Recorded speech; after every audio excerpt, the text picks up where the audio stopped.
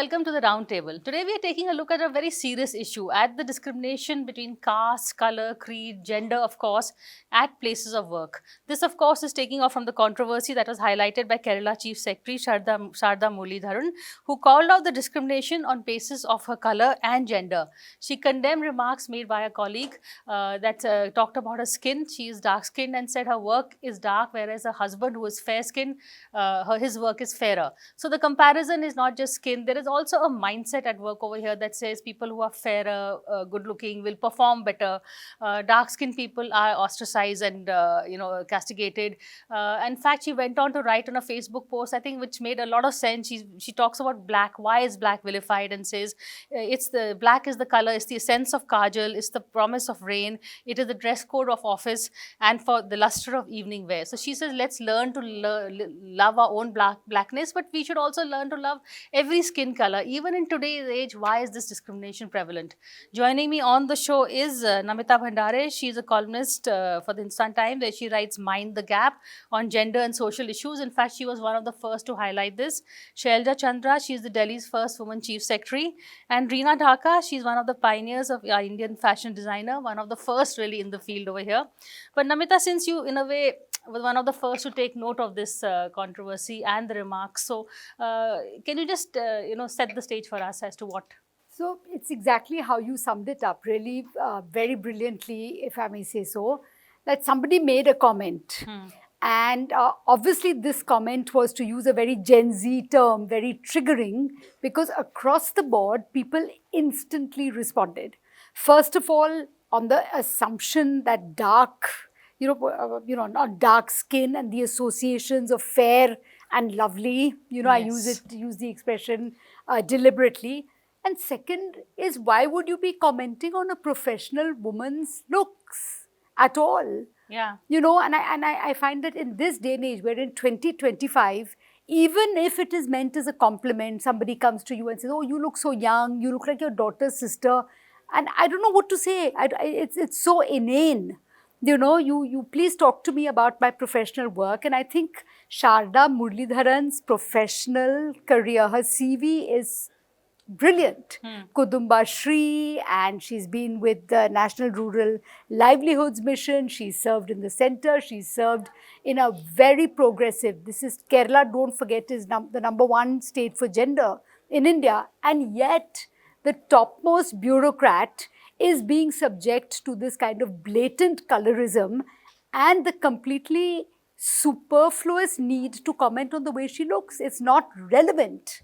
And we need to junk it for what it is. So I'm really glad it triggered this kind of mass of response, because it was needed. So the response is reassuring, at least. But Shailja, you've been chief secretary at the time when Sheila Dikshit was chief minister. So two women were really, at the power positions in Delhi. You've been health secretary also. So did you, have this kind of the gender bias or any other personal comments during your line of work? Priya, I must turn this on its head. Okay. If the context which Sharda Muralidharan spoke of was within the realm of the IAS, within the realm of a top civil servant, if it happened, it is despicable. I don't hold a brief for that. But let me say that she has, in a way, given a spiel which gives you the impression that this happens in her profession, which is the IAS. Right. It does not. Let me be absolutely clear. It does not happen. You come through a UPSC exam in which 0.2% of those who apply make it. Women have gone up to 31%. Not all of them are beauties. One or two of them were even having some disability. They were taken in. I've sat on interview boards. I have never seen prejudice on account of either selection, the fact that you are dark, or the fact that you don't speak very fluently or allowed to speak in regional language. It is your confidence, it is your presence, and it is your ability to think ahead like a chess game. You're not just doing something right and wrong there, you're thinking ahead. That is the ability that takes you. And I think in the context of what Sharda said, in the context of the IAS and the context that her husband is also an IAS officer, I used to know him when he was in the culture ministry. Yes, he is very fair. Yes, he is very handsome. It does not take one jot away from your authority if you show confidence and you know your work. If you're competent, none of this matters. But Reena, you're dealing in the world of color, really. But we are talking, sorry to interrupt you, she made the comment in a milieu which was IAS oriented. She was not talking about the general public. Yes, it's a huge problem there. But she says it's how the public perceives me. Am I right? That was the understanding. No, I think somebody else made the comment. Let's set the record straight. She was responding to a comment. She could have chosen to ignore it. But by responding to a comment where the assumption is, this was a comment that was gendered as well as was colorist, she chose to respond. It actually mentions that she wrote out a response and then deleted it and then brought it back because she said there are many things to be discussed. And I think she has unpacked. So she's not at all implying that women in the IAS are being judged. She's just talking about a generalized concept. No, but you are now giving it that interpretation. I have gone through all her YouTubes because I was very surprised. The context then, now it's a totally much bigger field. And let us be very clear that in a bigger field, it's not just looks. It's also in the West, for instance, a pretty woman or a handsome man or a tall man always will do better in interviews, always will be paid better. So it's the same prejudice in society. It is not a IAS thing. Exactly. So it's not an IAS. I'm so sorry. I'm just responding that don't forget that we come from a culture where Fair and Lovely, which is of course now rebranded as Fair and Glow, is a top-selling cream. Yes, and that fairness creams are, makeup artists. This is something that perhaps Reena will know more about. Are painting brides 6 or 7 shades lighter than their actual shade, color. So this is a conversation. I don't dispute that at all.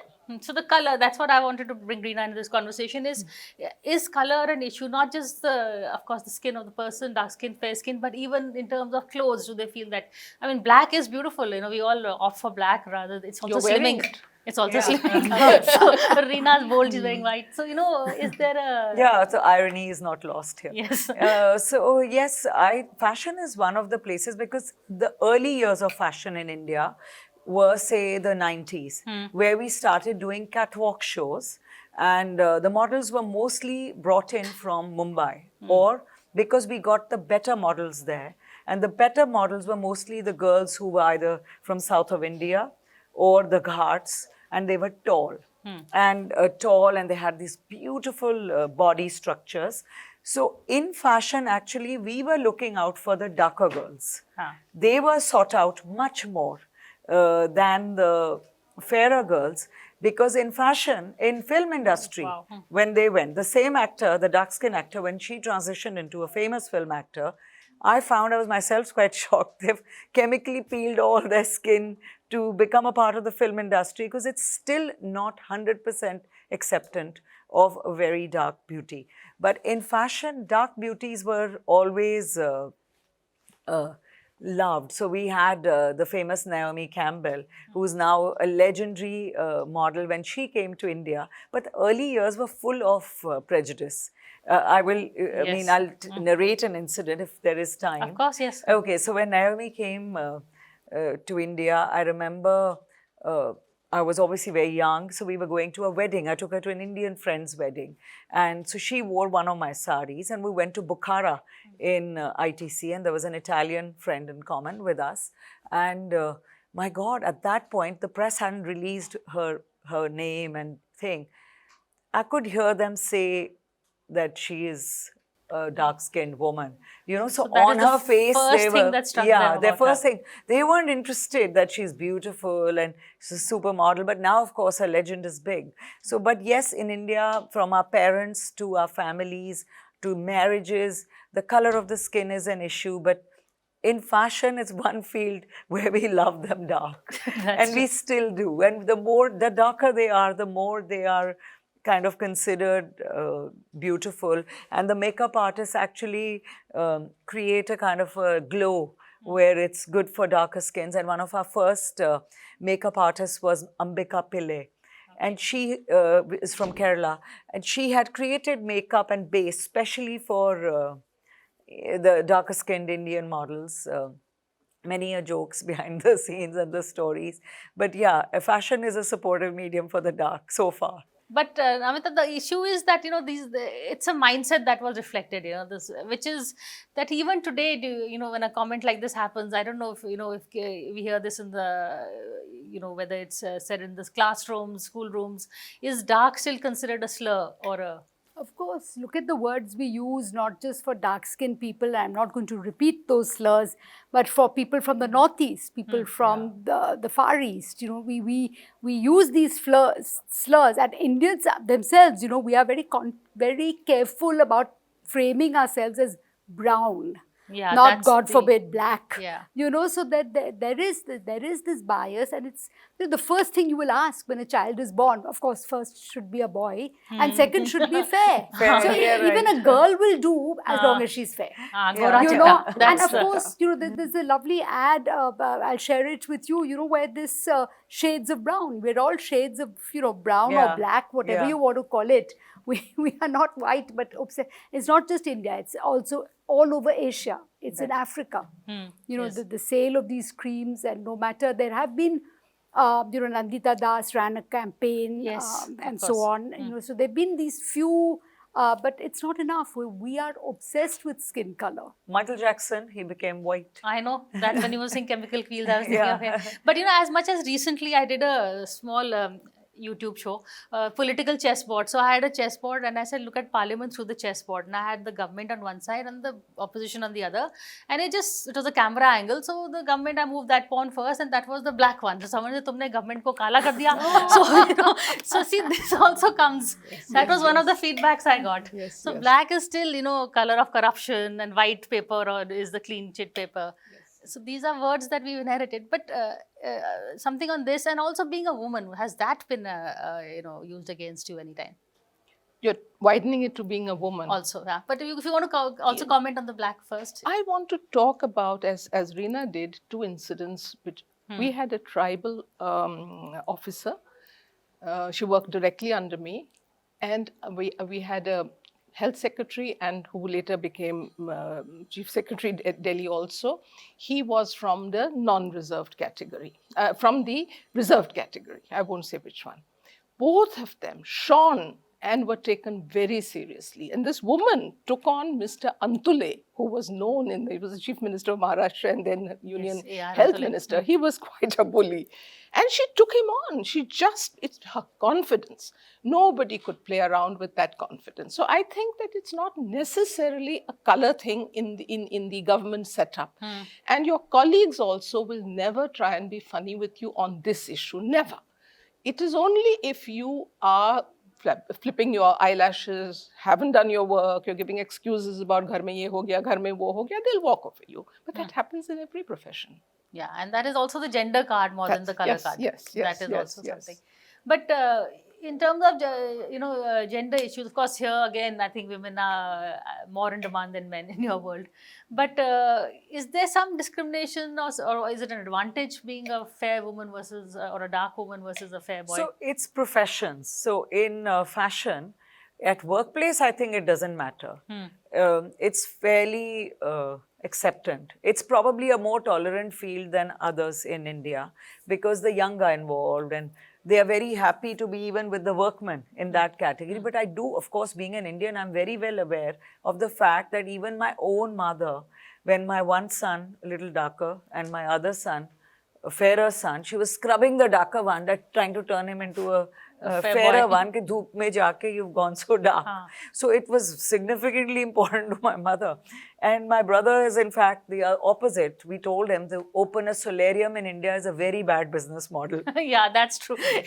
He came up with this very avant-garde idea that I must open a solarium in India. So yes, fashion has bias. Young brides face a lot of bias, which is what we tackle as designers, wherein girls at a certain age, especially right now, I have found that there's paranoia about an age group getting married, where the males are not so interested because they need to settle down and have the financials ready, but the women have a clock. And beyond the age of 30 to 32, at least in the business-like communities, there is a kind of a huge panic that they need a beauty. And first definition of beauty, if you look up the matrimonial pages, will say fair, wanted fair. Yes. And then they write beautiful.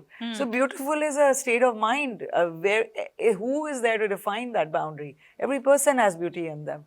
So yes, I do believe that our talks today are all about educating and bringing back that faith that color should never matter.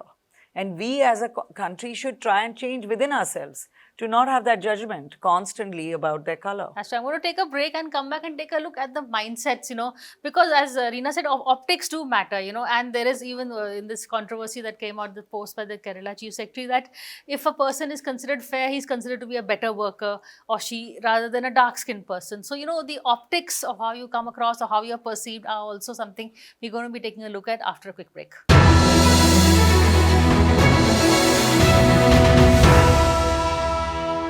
Hello and welcome back to the NewsX Sunday Guardian Roundtable.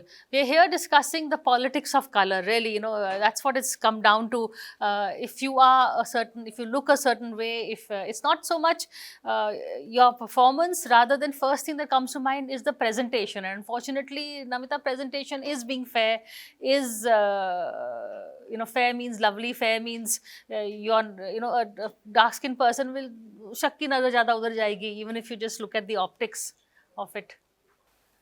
I'm sorry, what's the question? So the question is that, do we need to fix the mindset? Do we need to... Obviously, yes. Of course, yes, we need to fix the mindset, but at what level? And also in at terms every of level. comics, because our gods are dark blue-skinned, Of course, Draupadi was dark-skinned and very proudly dark-skinned, and so mythology is correct. So I don't know where so this... I think this, let's not. I think we should bring in the elephant in the room. I mean, there is a lot of colonial hangover. The idea that white people were your colonial masters, and so you looked up to them. There is a lot of caste involved because certain castes are associated with fairer skin, and this certain whole castes Aryan are supremacy. Yes. So, you can't. So, the aspiration, and of course, leisure. It was the leisured class women and men who didn't have to toil in the sun and who could therefore be much fairer skinned than those who were toiling in the sun. So there is caste, there is class, and there is colonialism, all of it. So it is a complex conversation. It's not a simple conversation where you say, and you can't tell a nation of 1.3 billion people what they should want to be. So if the aspiration is to be fair, because fair has these caste class connotations, then how do you begin to dismantle that bias? Yes. So it's not an easy answer. That the Facebook post of the Kerala Chief Secretary has started a conversation, but I hope it doesn't end here, because there's a lot of talking and a lot of unpacking that we have to do. And these conversations should begin from the classroom, right? From our homes. From the homes and the classrooms. But it should not be just fairness. It's all to do with also prejudice against your looks, which are other than fairness. A flat nose. If you've got sharp features, you've got symmetrical features, you are favored. It does happen in interviews. So I'm just trying to say one should not fix this argument only around the complexion. It is also to do with prejudice, which happens in the West. As I was saying, a tall man, given other things being equal, will get the job. There is an inbuilt prejudice. Yeah. So we can't stop all this throughout the country. We can't, but the southern cultures have got over it. The southern cultures do not, they want fair brides and they want fair wives. But the fact remains that being dark is not considered as, oh my God, wo bahut hi kali hai. This sort of comment you will not get over there. In the north, yes, it is whatever you call it. There is an expectation that if you're fair, then you are worth having around. That we must overcome, but the overcoming has to be that women as a class, even men, must be able to feel confident that it is their output as a human being, their contribution to society which matters much more. And it does not matter what you look like. As long as you're decently dressed and you're well groomed, fine. And your accent, the way you speak, It matters. It matters. It matters. That there I will definitely say that civil service or any profession, it is very unfortunate. How you punctuate and how you do your T's and D's and whether you have be able to convey what you're saying, even if it is wrong English, if you are caught pronouncing things, you are out of the door. That is sad. That is bad. It must change. and That it's is- probably part of that colonial mindset. it is very much so. And it is an anachronism now. But I think the good news is that more and more people have moved into speaking in vernacular, in English, in Kannada, in Tamil. They see nothing wrong with mixing up languages, which I think is what India should be proud of. I think that is also what is coming maybe with this government, because I've noticed a lot of people nowadays have started printing their visiting cards, one side English, one side Hindi. Because, you know, there is all this Yes, prominence in Hindi they're given. And just to quickly, another anecdote which, you know, you said tall people tend to get the job more often. I was reading, this is the book Blink, I think by Malcolm. Yes, you got it. Yeah, so it was mentioned in that book, and I was reading it and I had gone to meet Rajnath Singh. And that time there was this debate on who will be the next BJP president. In the race was Rajnath, Venkaiah Naidu, Pramod Mahajan, Sushma Swaraj. So I was telling him, you know, इस किताब के मुताबिक तो you should become, because it says tall people get the job. He was so easy. हाँ, सबसे लंबा तो मैं हूँ, and he got the job. So whatever the reason is, so you know these. But I did read that among all the people who should be presentable, politicians need to be very presentable. That's a good point. Yeah, it matters there because the public is looking at you. So public figures, you know, should they be in a certain way, you know, in terms of. I just feel when they're super obsessed with themselves, it's also kind of, it strikes judgment that how much time do they take doing these changes, and will they really give that time to the nation or in the public service they are, or will it be spent on hours of looking at themselves and their makeup, their hair, their grooming? To be honest, we even assess, because we're in this kind of trade, my mind would think that, oh God, this person is talking or getting photographed, which means there is people around him. That is why we are seeing the photograph. So the time spent on that versus the reality. But Reena, today's world is like that. Even a jacket has got politicized. The Nehru jacket has become a Modi jacket. You know, politicians are very crafted look. If they're going to a temple, they will have that long bearded look. If they're going to a rally, they will, wear a sharp dark glasses. So there's a huge. But the queen of that was Sheila Dikshit. You mentioned her. Yeah, she would wear these, mousy looking designer saris. You didn't know they were designer saris. They were always mousy looking, always politically correct. In the morning, she would be sitting in the slum saying, "Aapko pani bijli mil gaya na?"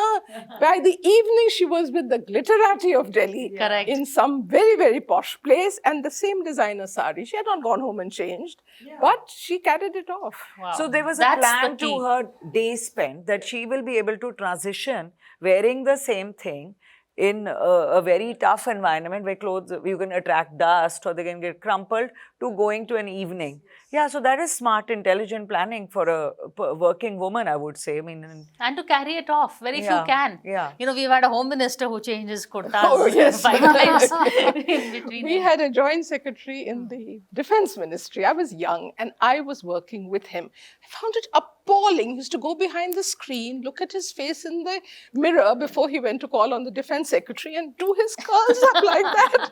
Men can be very, very vain also. Selfies men take them much more. Namita, that's your next column. Narcissist of men. Vain men. Well, when you spoke about being tall, I was just thinking that the US has a very tall president. I don't think they've ever had a short president, and the current one is orange too. So So that is, he's pulled off a lot of color contradictions in his thing.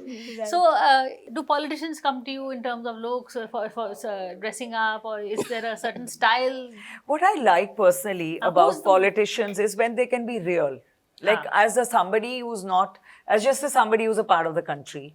For me, if someone is being real and not trying to, like I love, of course, the fact that they wear traditional clothes. I like the fact that they wear the kurtas and thing. What I don't really like is sometimes when they're talking about Khadi and the Mahatma, and you can see the Gucci bag or the nylon from China. And from clothing perspective, you can quickly assess that, hello, this is cut out of another country. So yes, you want them to be slightly conscious of our country's crafts. They can use comfort cleverly. What is inside we can't see, where it works, like maybe in footwear or something. But the overall focus should have sensitivity to our regional clothing, and more or less they're kind of getting it there.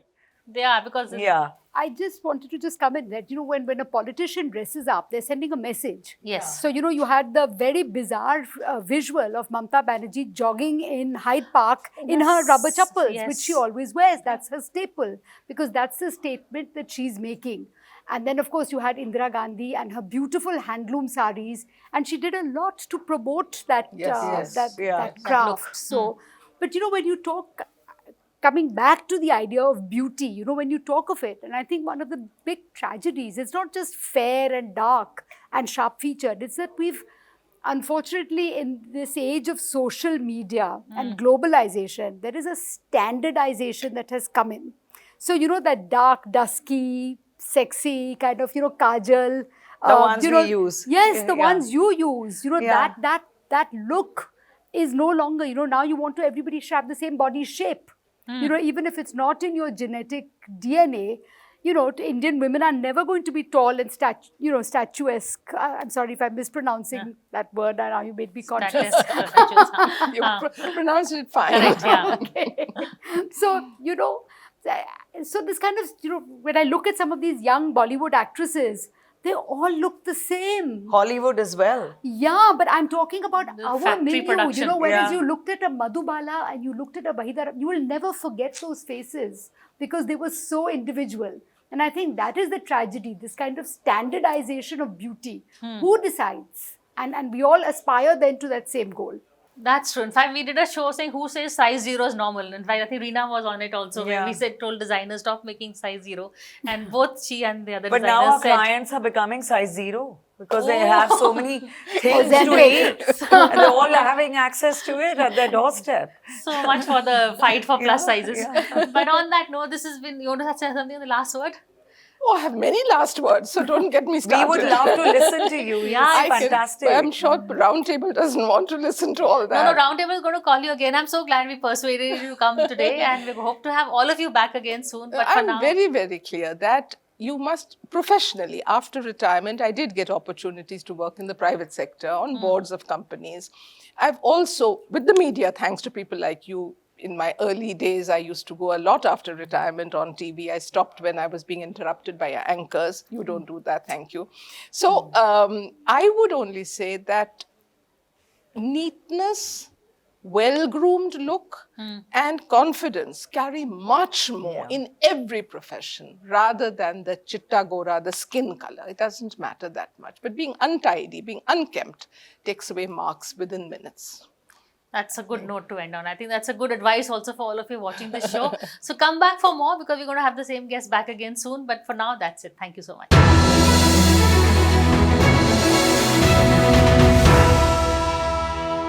For more such videos, subscribe to the NewsX YouTube channel, hit the bell icon.